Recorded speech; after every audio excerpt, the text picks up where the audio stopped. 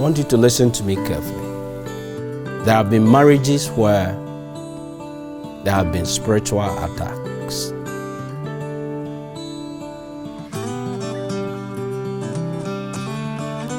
Marriage is not just a social event. I recommend you form a 5 to 7 member prayer team for your marriage journey. Those who come to me for counseling will tell you this is number one requirement. Form a 5 or 7 member prayer team to pray for the marriage you are about to enter into, to pray for the planning, to pray for that even that very day. Time will not allow me to tell you about things I've experienced when it comes to spiritism during marriage, happening to the bride, happening to the groom. Not everybody is happy when you are marrying. So invest in prayer, and you can't do it alone. So get a couple of guys, couple of ladies, couple of elders, couple of family members, at least 5 of them or 7 of them who are committed and they are prayerful to start when mom and dad has met your fiancé or fiancée. Start praying towards the preparation, the planning, the D-Day, etc. In fact, their job is to end 6 months after the wedding, 6 months after the marriage ceremony. That is where the marriage prayer team are supposed to end their work. Who goes for the list? Listen to me carefully. The groom to be, it is not your responsibility to go to your in-laws through your wife to be and ask for the list. It's not your job. It is the job of your father who goes there and asks his would-be in-law for the list.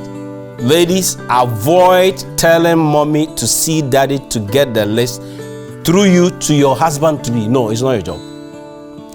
That job is the job of you, the groom to be, or the husband to be, your father. So your dad will go to his would-be in-law and ask,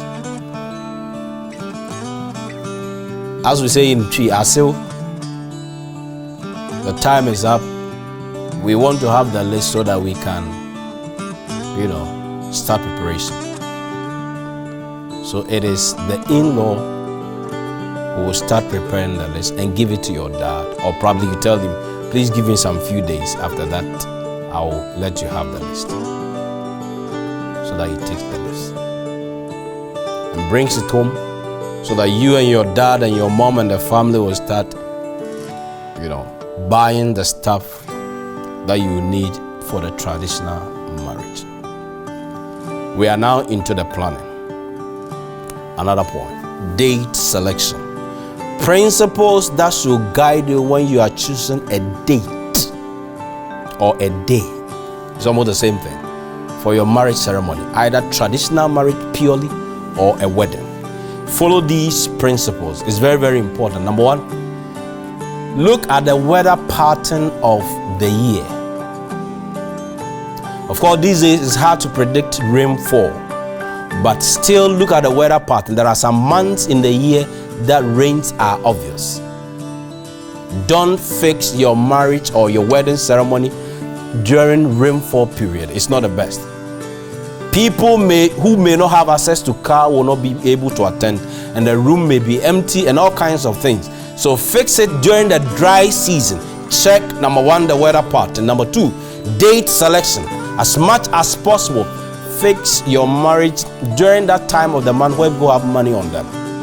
Pastor, are you saying that I should fix at a time when people have money on them so that they will bring me money? That's not what I'm saying. What I'm saying is fix your date during the time of the month where people have money on them. Even if they are not bringing you money or bringing you any present, they will be able to get money for transportation to attend your marriage ceremony. Don't fix it at a time where people are hard pressed with money. And then they begin to say, oh, I wish I could have attended his or her wedding, but I don't have means of transport. So fix at a time where you think that people have money on them. Again, when it comes to date selection, try as much as possible to consider the schedule of your VIP guests. For example, you want the president of Ghana to attend your wedding. You don't determine the date. He probably may determine the date that you get a time to attend. You want a high-ranking official to attend your wedding. You ask them about their schedule before you fix the date. If you want them to. If you don't want them to, then that's fine. But if you want them to, consider your VIP and your VVIP's availability before you fix the date. Again, when it comes to date selection, very important point you should note is that consider the national calendar of the year. There are some dates that the nation people do stuff. Gentlemen, fix the date at a time where your lady will not be in her menses. Let me be blunt like that. Forgive me for being blunt. Now, there are some ladies, they are afraid of crowd.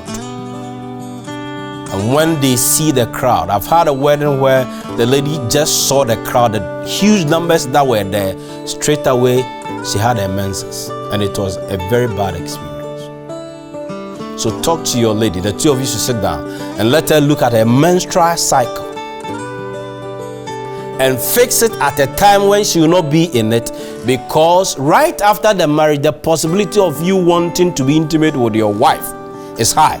Now, the Bible is against being intimate with a woman when she is in her menses.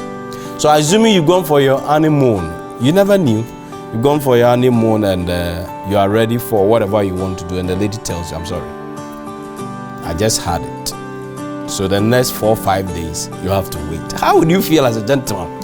So when you are fixing the date, consider all these things. It's very, very necessary. So I've mentioned about 5 things when it comes to date selection. We are planning for the marriage rite, either traditional or wedding. Then the next point that we need to consider in the planning process is the issue of budget. How do we fund the marriage ceremony? What do we need to do? What do we need to avoid? So follow the following things on budgeting for your marriage. Very, very important. Number 1, I am begging you in the name of Jesus Christ, never ever borrow money for marriage. Did you hear me? Never go for loan to marry. Never borrow money from your friends to marry. If you are not ready, wait until you are ready. Now, one of the reasons why I'm saying never borrow money to marry is you can't predict a human being.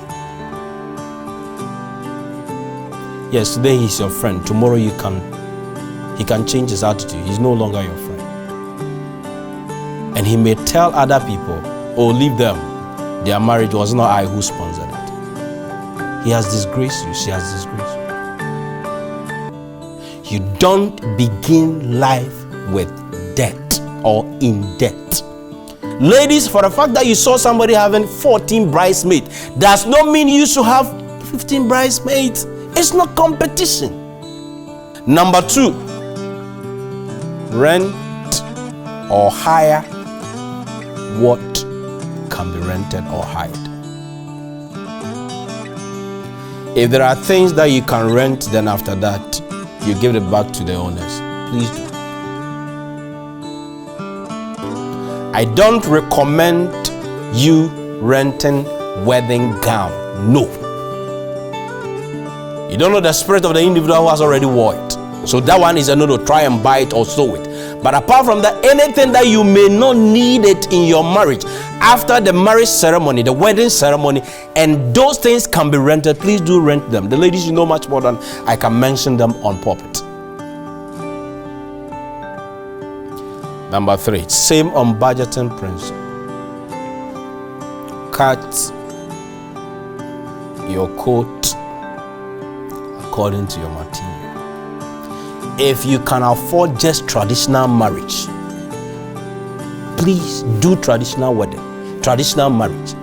After that, when God blesses you with children and you are coming to dedicate your children, your wife and you yourself, the gentleman, you can have what we call blessing. It is better than to borrow money, than to start life in debt. It is not wise. Don't do that. cut your coat according to the material you have. If you have 10,000 Ghana cedis and that can only support traditional marriage, do it.